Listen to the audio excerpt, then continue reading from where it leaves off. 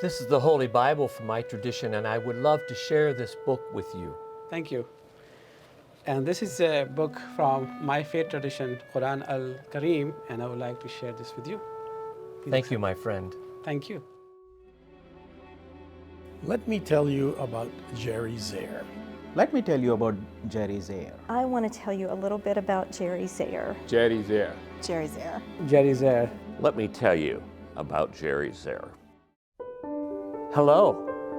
He is such a kind, enthusiastic, warm-hearted person.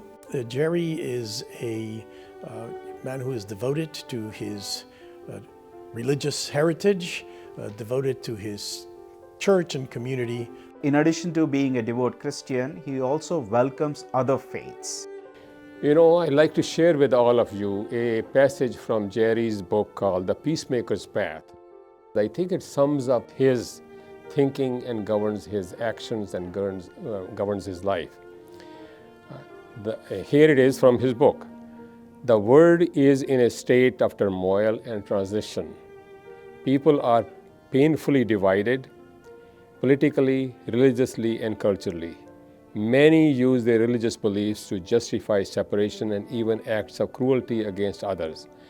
However, there is a commonality in our faith traditions that can help us turn away from polarization and recreate a greater sense of community in which our differences are honored. I think the key word of interfaith dialogue is dialogue. And so it is a passion for him to find ways in which we can reach across our differences and come together. He does believe that these diversity are actually a source of strength, a source of getting to know each other. And if we all were the same, then there was nothing to explore.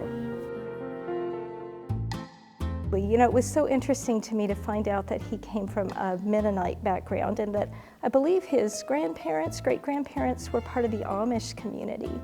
And so he's had this amazing journey. He wanted to be actor, entertainer. His real love was theater and drama and some of the things that had not necessarily been a really rich part of his background growing up.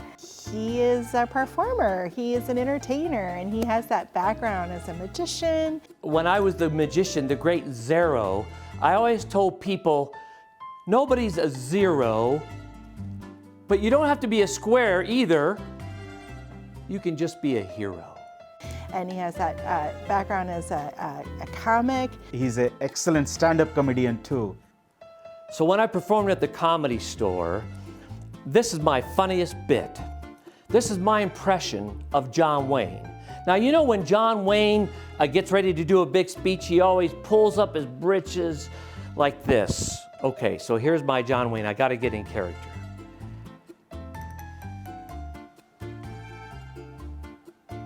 That's all I can do of him, but I do some other ones pretty good too. I've even heard that Jerry was once on the Johnny Carson show.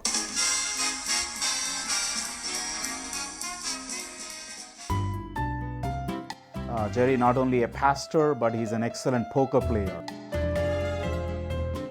I will never sit down for a game of poker with Jerry.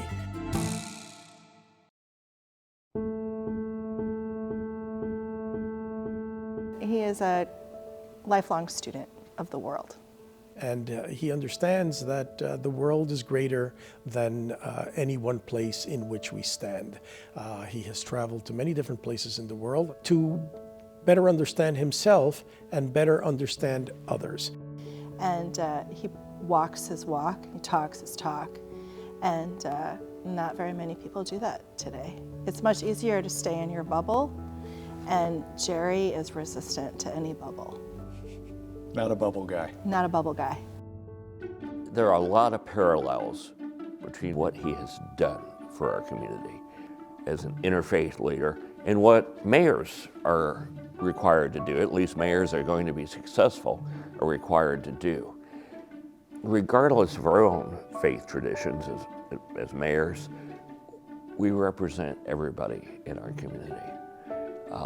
In Carmel, for instance, there's people from the country of India and China, many different Christian religions, many non-Christian religions, and everybody's faith background is important to them.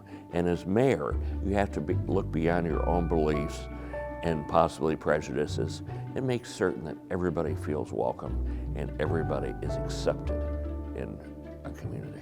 We have so much more in common than what divides us, but we really don't know one another. And it isn't until we have conversation, build relationships, break bread together, that's when we find out how much we really join together in our hopes and dreams and our desires really to bring peace and unity to our world. You won't let me kiss you, I have lipstick on. Oh, that's okay. His wife, Diane, I suppose that might be the one thing that we haven't touched on. I think that she's really a wonderful support as well. You know, she's also a minister, and the two of them together make a wonderful team. I have often said about you, Jerry, that you live life and sometimes you walk on the edge and sometimes you fall off. That's why I love you.